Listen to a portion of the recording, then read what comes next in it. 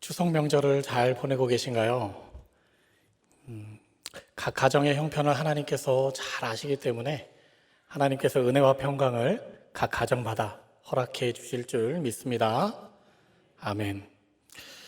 이렇게 명절에는 우리가 오래간만에 가족들을 만나기 때문에 행복한 순간도 있지만 또 오래간만에 만나기 때문에 좀 불편한 일들도 이렇게 겪을 수도 있습니다. 명절의 특성상 우리가 식사를 참 많이 하잖아요. 하루에 3끼 다 드셔야 되나요? 그런데 신기하게도 누가 가르치지도 않았는데 그 누군가는 계속 상을 차리고 치우고 있고 그 누군가는 계속 바다만 먹고 있습니다. 여러분 상을 차리고 계십니까? 바다만 먹고 계십니까? 언젠가는 바뀌어지는 역사가 있을 줄 믿습니다. 우리 여성 성도님들의 목소리가 조금 더 크신 것 같습니다. 그런데요, 이렇게 눈치 없이 바다만 먹고 하다가는 큰일 납니다. 왜냐하면 굉장히 밉상이 되기 쉽습니다. 오늘 본문이 마르다와 마리아의 이야기에서는 우리가 같은 상황은 아닌데요, 정황으로 보면은 마리아가 좀 얄밉게 느껴지는 본문입니다. 정말로 어떤 얄미움이 또 얌체처럼 보이는지 한번 말씀을 보시면요, 38절에 예수님은 한 마을 베다니로 가십니다. 그곳에 마르다라고 하는 이 가정의 방문을 또 받으셔서 그곳에 신방을 이제 하게 되는 거죠. 마르다의 가정은 일단은 여동생 마리아, 그 향유 옥합을 깬 마리아입니다. 그리고 죽었다 살아난 나사로, 3남매가 살고 있는 3남매의 가정이에요. 또 유명한 집이죠. 그런데 39절에서 40절 상반절까지 우리가 한번 말씀을 보시면요, 그에게 마리아라는 동생이 있어 주의 발치에 앉아 그의 말씀을 듣더니 마르다는 준비하는 일이 많아 마음이 분주한지라. 상황만 보면 우리의 명절과 되게 비슷한 상황입니다. 누구는 일하고 누구는 좋은 일만 하는 것처럼 보이는, 좀 약간 이렇게 좋아 보이지는 않아요. 마리아가 좀 눈치도 없는 것 같고요. 그래서 40절에서 마르다는요, 시대적 풍습에 따라 분주하게 음식을 준비하는데 이 여동생 마리아는 아무것도 도움을 주지 않자 여동생에게 뭐라고 하는 것이 아니라 곧바로 예수님께 찾아가서 예수님, 동생이 일을 하도록 명령해 주세요라고 말씀하고 있습니다. 좀 신기하죠? 왜 동생에게 얘기 안 하고 예수님께 이야기했을까요?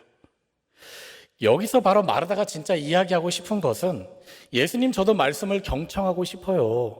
그런데 이 사회적 관습이 너무나도 여자들이 음식을 만들어야 하고 대접하는 게 중요하다는 것을 알고 있기 때문에 예수님, 저 좀 이해해 주세요. 그리고 저도 조금은 칭찬을 해 주세요라는 마음이 지금 마르다의 마음속에는 담겨 있는 것 같습니다. 그런데 예수님의 대답이 어떠하신가요? 41절, 42절에 주께서 대답하여 이르시되 마르다야, 마르다야, 내가 많은 일로 염려하고 근심하나 몇 가지만 하든지 혹은 한 가지만이라도 족하니라.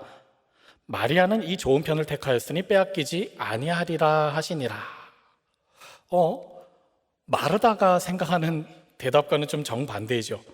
격려는커녕 내가 많은 일로 염려하고 근심하는구나 하시면서 너가 마음속에 화가 있고 그래서 여러 가지 많은 것들을 만들려고 하지 말고 한 가지 음식만이라도 대접하면 된다.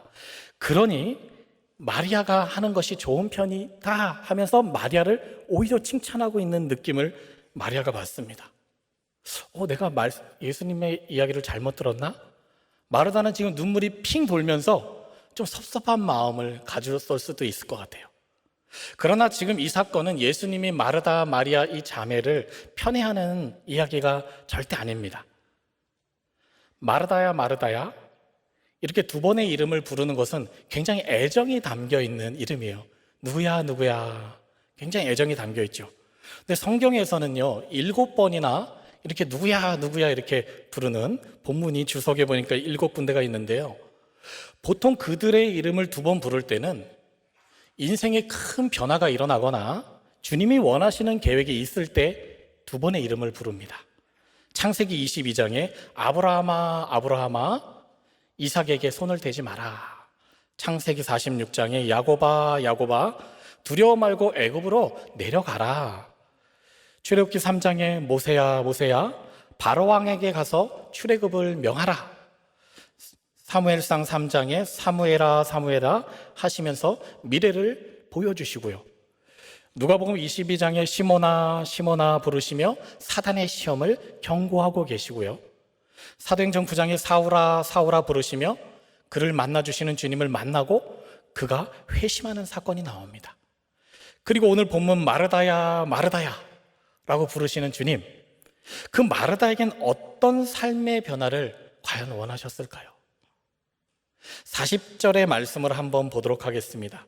마음이 분주한지라라고 하는 문장이 나오는데요, 여기서 이 분주하다의 페리스 파오마이라고 하는 이 헬라어의 뜻은요, 주변으로 잡아당기다, 끌려가다라는 그런 끌려가는 그런 마음의 표현을 담고 있습니다. 그런데 39절의 마리아는요, 주의 발치에 앉아, 굉장히 대조적입니다. 끌려가는 것이 아니라 마리아는 스스로 주의 발치에 앉아라고 하는 대조적인 표현을 보입니다. 마르다의 인생은요, 지금 분주함으로 염려와 근심에 쌓여 있고 이미 그의 인생은 무언가에 끌려가고 있습니다. 자기 주도적으로 살지 않고 사회 관습과 자기가 가지고 있는 고정관념을 가지고 그냥 끌려가고 있는 그의 인생을 볼 수 있습니다. 혹시 여러분 가운데 지금 예배를 드리면서 생각이 지금 다른 곳에 있다면 그것은 끌려다니는 신앙생활로 가고 있는 전조 증상으로 보시면 됩니다. 여러분 지금 어떤 생각을 하고 계시나요? 주님은 마르다야 마르다야, 끌려다니는 분주한 삶을 멈추고 좋은 쪽을 택하라 라고 주님은 말씀하고 계십니다. 그렇다고 해서 여기에 봉사의 자리는 하찮은 거고 예배의 자리는 귀하다라고 하는 그 이분법적인 사고를 이야기하고 싶은 것은 절대 아닙니다. 분명히 신앙생활에서는 사역과 예배의 균형이 분명히 있어야 합니다. 예배는 잘 안 드리고 사역만 열심히 하는 것은 문제죠. 혹 어떤 성도님께서는 교회에서 회의를 열심히 하다가 그 회의의 내용이 너무 진지하고 더 이상 끊을 수 없어서 그 회의를 다 잘 참석하고 집에 가서 온라인 예배를 드리셨다라고 하는 성도님이 있었습니다. 종종 들었습니다. 그런데요, 거꾸로 예배만 드리고 사역을 아무것도 안 하는 것도 문제입니다. 세문안교회는 세례교인이 10,000명 정도 됩니다. 노예 보고된 인원이 9,737명이에요. 그 중에 항존직 장로님, 권사님, 안수집사님들이 542명이고요. 그리고 서리집사님들이 2,629명입니다. 한 2,600명 되는 우리 집사님들 가운데 이렇게 교회에서 봉사하고 계시는 우리 집사님들은 300명이 또 채 안 됩니다. 한 10분의 1 정도만 봉사하고 안내위원하고 주보를 하나 드리고 부서에서 봉사하고 있습니다. 너무 적은 인원이죠. 우리 교회는 집사님만 있는 것이 아니죠. 인원으로 봤을 때는 오늘 주보에 나와 있듯이 집사, 신임 서리집사 교육을 받으십시오라고 신청하십시오라고 나와 있잖아요. 만 30세부터 69세까지 이 해당되시는 성도님들의 수가 4,000명이 됩니다. 물론 지금 11월 5일 날 이렇게 서리집사 교육을 꼭 받으십시오라고 지금 강요하는 것은 아닙니다. 제가 아닌 건 아시겠죠? 예, 아닙니다. 그러나 내가 3년, 5년, 10년 동안 성도로 있는 것은 조금 다시 한번 생각해 볼 문제는 분명히 있습니다. 우리는 교회에서 분주하고도 또 삶에서도 바쁘기 때문에 예배와 말씀 생활도 놓치지 않고 해야 할 일도 다 잘해야 된다라고 하는 그런 마음으로 정말 열심히 살고 있죠. 작년 신방하는 가운데 한 권사님께서 말씀하신 것이 기억이 나는데요. 그 권사님께서는 정말 목사님 죄송한데요, 제가 수년간 주일 예배와 수요일 예배 때 그때만 성경책을 펴고 그 몇 년 동안 성경을 제가 일독을 한 번도 못했습니다. 정말 부끄럽네요. 정말 집안일도 많고요, 교회에서는 맡은 직분이 너무 많아서 제가 교회에 나와서 봉사할 일들이 너무나도 많아요. 그런데 이 봉사를 하면 할수록 내 마음에 기쁨이 있는 것이 아니라 점점 불만이 있고 평가를 하고 너무 힘들어지네요. 그러면서 내 마음속에 내가 왜 교회에 가나 할 정도로 신앙생활이 버거워지고 있었습니다. 그럴 때쯤에 의무감으로 하긴 한 거지만 세문안 성경 일독을 시작을 했습니다.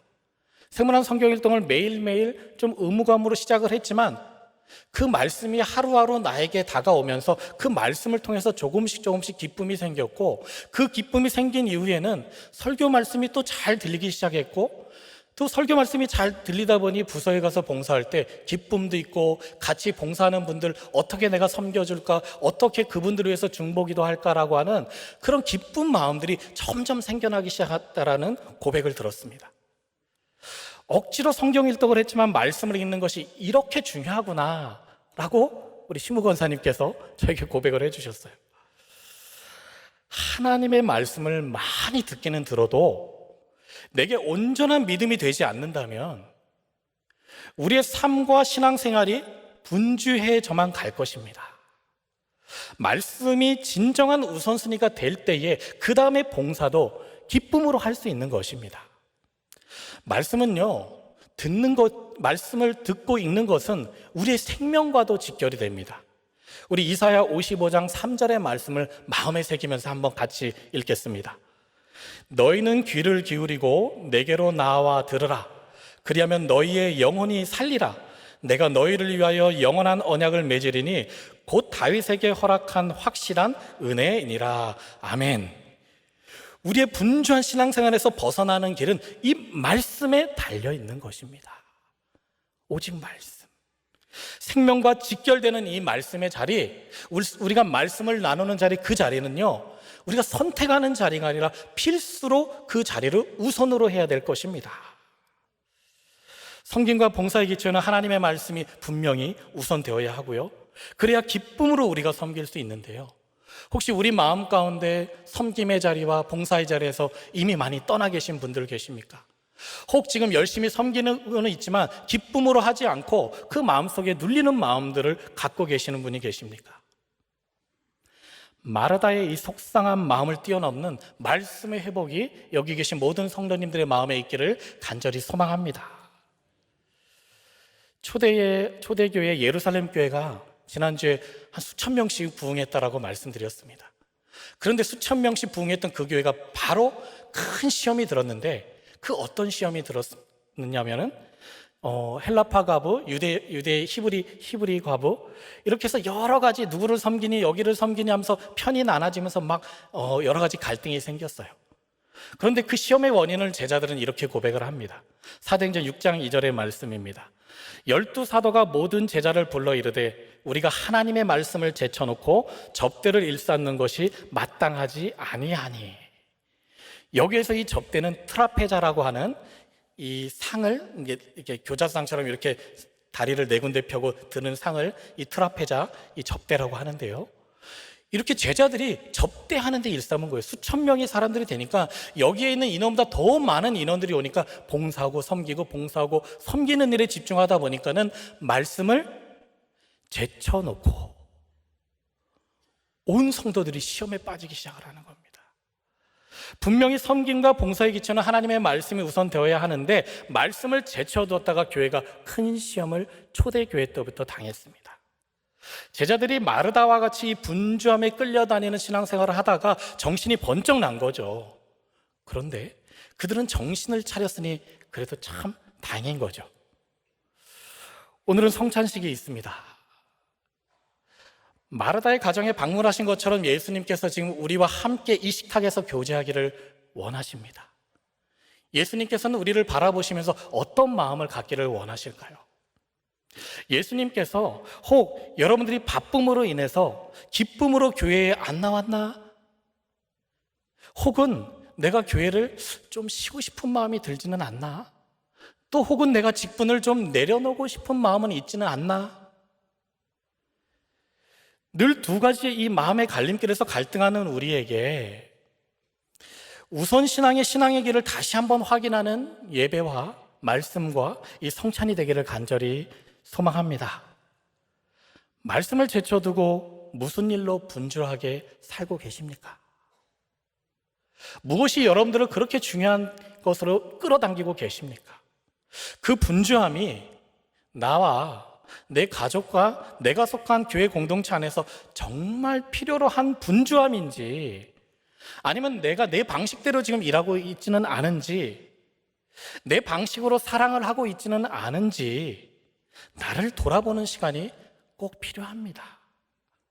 신앙생활이 허무해지지 않기 위해서는 꼭 나를 돌아보는 시간이 필요할 줄 압니다.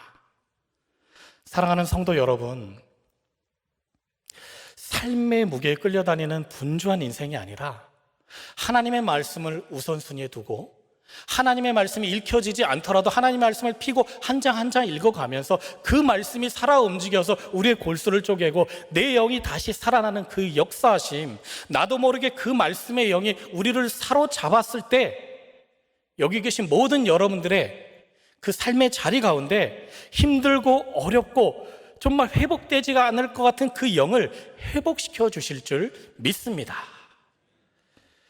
사단이 우리를 흔들더라도 하나님께서는 분명히 우리에게 셈을 주셔서 하나님께서 우리에게 시험이 넘어지지 않는 영원한 평강을 주실 줄 믿습니다.